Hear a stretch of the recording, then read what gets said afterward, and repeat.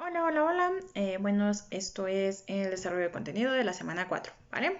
En esta semana 4 pues lo vamos a conjugar junto con la semana 3, es decir, en la semana 3 vimos lo que era la pirámide de Kelsen.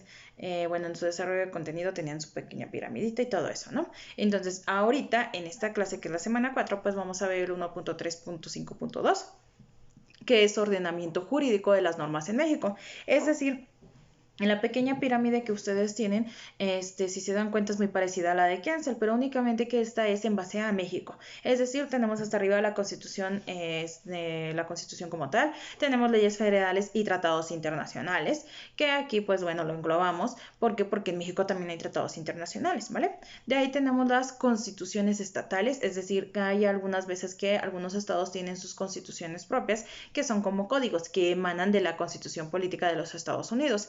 De ahí tenemos lo que son las leyes estatales, municipales, reglamentos municipales, bandos municipales y por último las normas jurídicas individualizadas, que ya vienen siendo contratos, sentencias, acuerdos, todo lo que se hace ante notaría o entre particulares, ¿vale?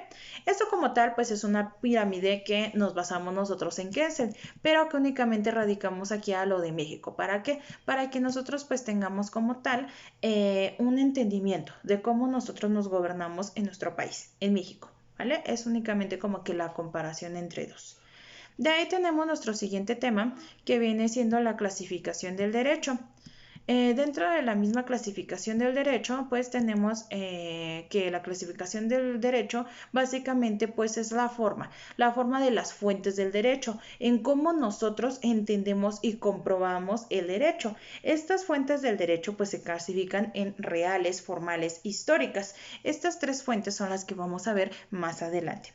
La primera fuente que vamos a estudiar es el 2.1.1, que son fuentes reales.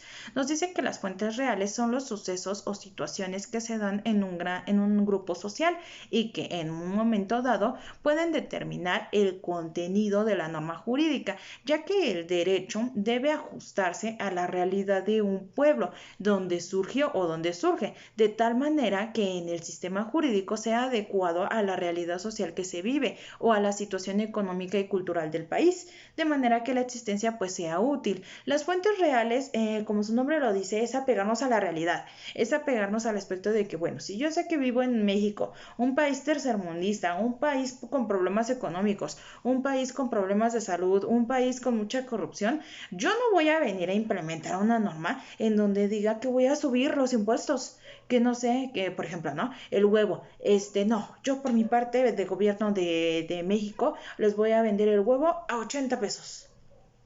¿Por qué no puedo hacer ese tipo de leyes o crear esos tipos de leyes? Porque principalmente mi fuente real me dice que debo de estar dentro de lo consciente. O sea, yo sé que el dinero no nos alcanza. Yo sé que el dinero como tal, nuestros pagos, nuestro salario está muy bajo. Entonces yo necesito un salario para pagar ese kilo de huevo. Entonces, lógicamente, dentro de mis tasas económicas y demás, yo tengo que crear mis leyes, mis normas, acorde a lo que vivimos aquí en México. No mi imaginación ficticia, ¿no? De que somos país primermundista y nosotros podemos, no. Yo lo debo de adecuar a la realidad que tenemos, a la realidad de mi población, a la realidad de las personas, ¿vale? De ahí tenemos la siguiente fuente que es el 2.1.2, fuentes históricas. En fuentes históricas nos dice, se consideran como fuentes históricas todas aquellos documentos antiguos que contienen disposiciones jurídicas, en el que algún caso sirvieron como inspiración o modelo o simple guía para algún legislador. Es decir, dentro de las fuentes históricas pues vienen todos esos códigos que se crearon anteriormente, ya saben, en la Revolución, en la Independencia, todos estos leyes, tratados, códigos que crearon Benito Juárez, Iturbide y demás, pues todos ellos son fuentes históricas. ¿Por qué? Porque a nosotros nos ayuda a entender como sociedad por lo que pasamos, por lo que vivimos, qué reglas sí funcionaron, qué reglas no funcionaron y cómo yo lo debo efectuar para un futuro, ¿vale? Entonces por eso tenemos como tal las leyes o las fuentes históricas. De ahí tenemos pues como tal el 2.1.3.1, que es la legislación y el proceso legislativo. Hablábamos que pues bueno, a mí me sirven las fuentes históricas para ver de dónde surgen. Precisamente para ver este surgimiento, yo como tal necesito saber ¿Qué es una legislación? Nos dice, la legislación es un procedimiento mediante el cual los órganos del Estado, el Congreso de la Unión, que se conforma por la Cámara de Diputados y Cámara de Senadores, crean las normas jurídicas generales, abstractas o obligatorias que integran la ley. En nuestro sistema de mecanismo existen 6 etapas para la creación de una ley. Es decir, yo necesito saber cómo surge una ley para saber de dónde se producen. ¿Vale? Entonces, desde aquí creamos lo que es el famoso IDASPI. Este IDASPI viene siendo las siglas o el anagrama de lo que viene siendo, número 1, iniciativa. Número 2, discusión. Número 3, aprobación. 4, sanción. 5, publicación. Y 6, iniciación de la vigencia. ¿Ok?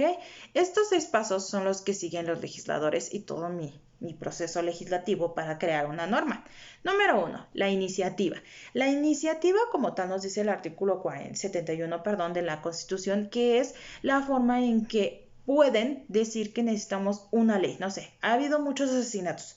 Yo necesito crear una ley para que paren los asesinatos. Esa es la iniciativa, que en la cual inicia con los diputados y los senadores. ¿Vale? En donde presentan iniciativas al presidente de la República, que a este mismo hace comisiones y leen y vuelven a leer esa ley para ver si sí es optatible crear esa ley. Posteriormente, pues tengo la discusión. La discusión nos dice que es el acto por el cual las cámaras deliberan acerca de las iniciativas. Es decir, yo, Cámara de Diputados, digo que pues sí estaría bien una ley así, para que pues ya dejara de haber tanta muerte. La Cámara de Diputados o la de Senadores va a decir, ok, ¿sabes qué? Te apoyo. Ahora, vamos a crearla. Ambas cámaras ya se pusieron de acuerdo, ya discutieron el pro de esa norma, si es buena o mala. Ok, hasta ahí vamos bien. De ahí tenemos la aprobación. Dentro de la aprobación nos dicen, aquí los integrantes de la Cámara de Origen dan su autorización a la iniciativa para que ésta se convierta en una ley. Es decir, nosotros ya como tal alegamos si es factible o no. Quedamos que sí es factible. Ok, voy a dar mi aprobación. Una vez que yo la apruebo, pues ya se pasa al siguiente módulo, que en este caso viene siendo la sanción. Una vez que yo ya aprobé o que las cámaras ya aprobaron esta ley, se debe de enviar al Ejecutivo para que éste ordene su publicación. Digamos que el Ejecutivo es el que se va a encargar de dar a conocer todas estas leyes. De decir, bueno, se creó una nueva ley que impide ya asesinar a las personas. Pueblo de México, entérese que ya no pueden matar personas como tal. Ok, de ahí pues ya da como tal a conocer la sanción. ¿Por qué? Porque como tal ya les va a decir, bueno, entonces ustedes corren el riesgo de, pues como tal, encarcelarlos o privarlos de su libertad 10 años, ¿no? Ok, hasta ahí vamos bien. De ahí por el último acto tengo la promulgación. En la promulgación como tal es que yo ya la voy a meter dentro de mi código pertinente. Es decir, bueno, el asesinato digamos que es algo penal, entonces lo vamos a meter dentro del código penal y lo vamos a meter a nivel federal, no a nivel municipal. Va a ser federal porque va a ser para todos. Ok, perfecto. Hasta ahí estamos bien. Ahí es la promulgación como tal. Y la publicación como tal es cuando pues ya salen dentro de los nuevos códigos, de las nuevas actualizaciones, que bueno, hay un nuevo delito, cómo se va a trabajar este delito, cuál va a ser el castigo y cómo va a ser la procedencia. ¿Vale? Todo eso es mi creación de las leyes. Esta creación de las leyes, la idea es que nosotros dentro de la historia sepamos cómo es que se fue dando este surgimiento. No es como que, ay, yo voy y ay, se me ocurrió crear esta ley. Bueno, pues la creo, ¿no? Y todos ya la tienen que decir, no. Lleva un proceso toda esta creación de leyes. No nada más es así como que al azar. ¿Vale? De ahí tenemos lo que es el 3.1.3.2, que lo definimos como la costumbre. La costumbre nos dice que es la regularización de la conducta surgida espontáneamente de un grupo social y de observación voluntaria. La costumbre, pues ustedes lo asocian mucho con la tradición. ¿En qué nos afecta la costumbre en el ámbito legal? Es decir, todavía tenemos zonas que no son jurídicamente capacitadas o apropiadas, es decir, las sierras de Oaxaca. Dentro de las sierras de Oaxaca como tal, ellos no conocen que existe una constitución, ellos no conocen que existen cámaras de diputados y cámaras de senadores, que tenemos como tal un presidente. ¿Por qué? Porque todavía son, pues digamos que pueblos que no tienen esta capacidad o que no se han culturalizado o adentrado a nuestra sociedad. Entonces ellos se viven o se rigen por medio de la costumbre. Esta costumbre puede ser, digamos que dañina como tan ventajosa como la ley, pero es una forma respetable porque yo como ley respeto esa costumbre. Es decir, Oaxaca, en la sierra, hay un grupo de personas, ¿no? Que se llaman Totomotzi. No sé, estos Totomotzi no conocen las leyes, no conocen las constituciones, pero dentro de este grupo ellos están acostumbrados a vender a sus hijas, en donde pues ya cuando ya tienen la edad para casarse y todo esto, las ofrecen. Entonces el que les dé más vacas o el que le dé más burros es al que se le van a dar esta mujer, ¿no? Ellos como tal hacen este proceso y es totalmente legal porque es su costumbre. Más sin embargo, si tú lo haces aquí, no sé, en Temascalapa, en Tecama, de donde tú seas, eso es trata de personas, es trata de blancas. ¿Por qué? Porque estás vendiendo a una mujer, estás vendiendo a una persona, no estás vendiendo a un animal, ¿ok? Entonces, dentro de nuestra legalidad, sí es penado, es un delito federal, con el cual pues tú ya te estás yendo arriba de los 20 años. ¿Vale? Pero en ese pequeño país, en ese pequeño, bueno, no país, en ese pequeño conjunto, en esa pequeña sociedad como tal, es totalmente legal porque es la costumbre de ese pueblo.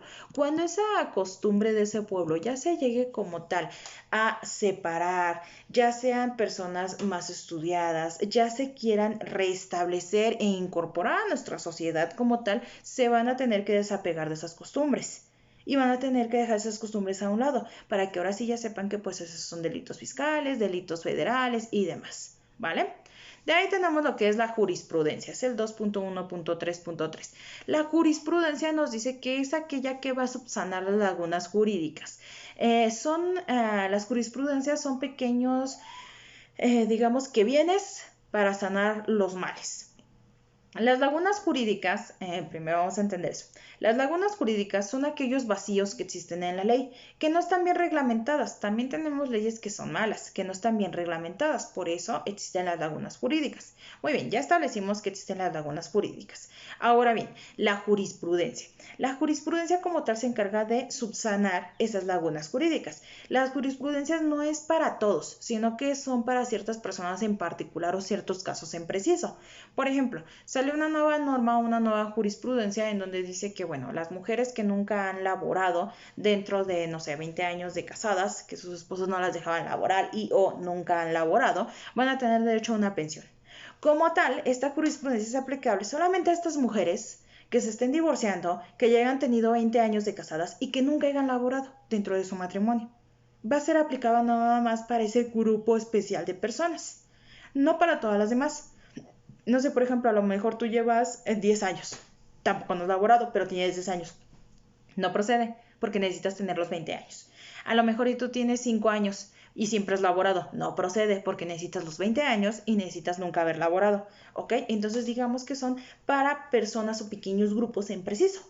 ¿Vale? ¿Por qué? Porque la norma como tal no ha especificado o no ha nombrado como tal estas formas para estas personas que se están divorciando justamente de 20 años que nunca han laborado, ¿no? De ahí pues tenemos lo que viene siendo el 2.1.3.5 que nos dice los principios generales del derecho. Los principios generales del derecho son verdades jurídicas notorias, indiscutibles de carácter general, elaboradas o seleccionadas por la ciencia del derecho, de tal manera que el juez y magistrado pueda dar la solución que el mismo legislador hubiera pronunciado si hubiese estado presente. El Código Civil del Distrito Federal establece el modo general de la fuente formal del derecho. Son caracteres supletorios de las controversias jurídicas en orden civil. Por ejemplo, la Ley Federal del Trabajo señala lo siguiente. A falta de disposición expresa de la Constitución en esta ley o en sus reglamentos o tratados a que se refiere el artículo sexto, se tomarán en consideración las disposiciones que regulan casos semejantes. Es decir, ya dentro de lo que viene siendo los principios generales del derecho nos dice que no todo va a estar regulado dentro de la Constitución y como no todo va a estar regulado dentro de la Constitución, pues lógicamente para eso existen los códigos federales. La Constitución sabemos muy bien que en ella vamos a encontrar lo que viene siendo algunos elementos procesales, que es el dogma, vamos a encontrar algunos elementos que son las garantías individuales, que es de cada persona, hacemos referencia a lo que es el derecho natural, ¿vale? Pero la Constitución como tal no te va a explicar todo. Ustedes lean la Constitución y no les va a explicar cómo es un procesal penal, no les va a explicar exactamente cómo es un divorcio, ¿vale? Entonces, los códigos civiles, los códigos penales, todas las codificaciones son la aclaración a estas leyes generales, ¿vale? Por eso es que se desprenden nuestros códigos, y dentro de estos códigos también tenemos los procesales, que como tal ya te enseñan a ti cómo vas a llevar el procedimiento, ¿vale? A eso hace referencia este tema. De ahí tenemos el 2.2 que nos dice acepciones de la palabra derecho, y posteriormente tenemos el 2.1.1 que es derecho positivo y derecho vigente.